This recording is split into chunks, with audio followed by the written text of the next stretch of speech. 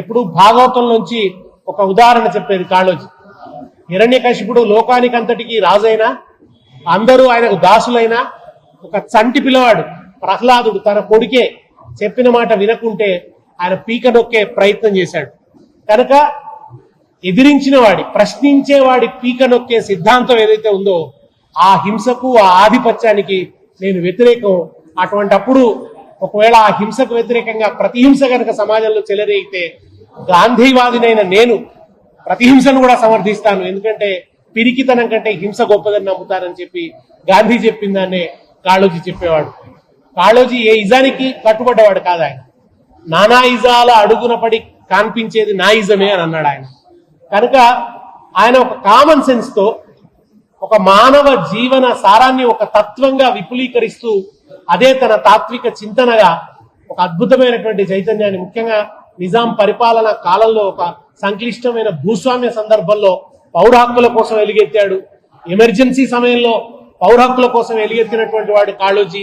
ఆ తర్వాత ప్రతి సందర్భంలోనూ కూడా ప్రజల హక్కుల కోసం ఆయన వివిధ పద్ధతులలో పోరాడాడు. ఇక తెలంగాణ ఉద్యమానికి సంబంధించి అయితే 56లో సమైక్యవాదిగా ఉన్నటువంటి కాళోజీ ఒక 4 ఏళ్లు తిరిగేసరికి ఉమ్మడి రాష్ట్రంలో ఆయన తెలంగాణ ప్రత్యేక రాష్ట్ర అవసరాన్ని గురించి కవిత్వం చెప్పాడు. ఎవరనుకున్నారు ఇట్లవునని, ఎవరనుకున్నారు ఇట్లవునని, అన్నలు ఒప్పందాలకు సున్నా చుట్టేస్తారని, తమ్ముళ్లను నలుగురిలో ఫజీతపాలు చేస్తారని, ఎవరనుకున్నారు ఇట్లవునని అని కవిత్వం రాసిండు ఆయన. కడుపులోన చిచ్చు పెట్టి కళ్ళు తుడువ వస్తారని అన్నాడు.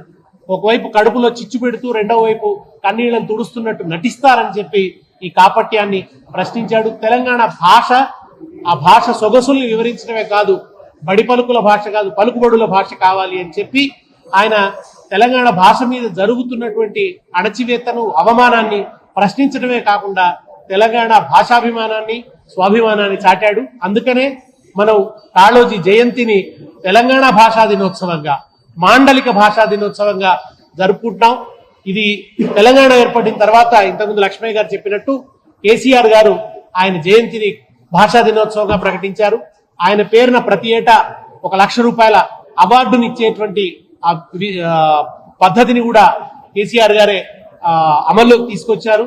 అదే కాకుండా ఆయన పేరిట మనం ఒక హెల్త్ యూనివర్సిటీకి ఆయన పేరు పెట్టుకున్నాం.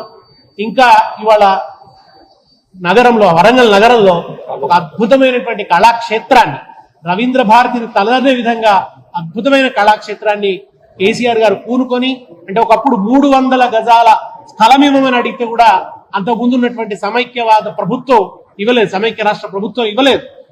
కాళోజీ మరణించిన తర్వాత ఆయన స్మారకం కడతామని 300 గజాల జాగడితే కూడా ఇవ్వలేదు.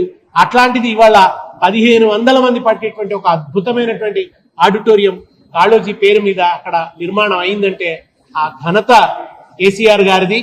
మనం కాళోజీ స్ఫూర్తిని ముందుకు తీసుకోవటం, నియంతృత్వాన్ని ఎదిరించటం, ఎప్పటికప్పుడు ఒక ప్రశ్నగా నిలబడటం, ప్రజల హక్కుల కోసం పోరాడమే కాళోజీకి మనం ఇచ్చేటువంటి నిజమైన నివాళి.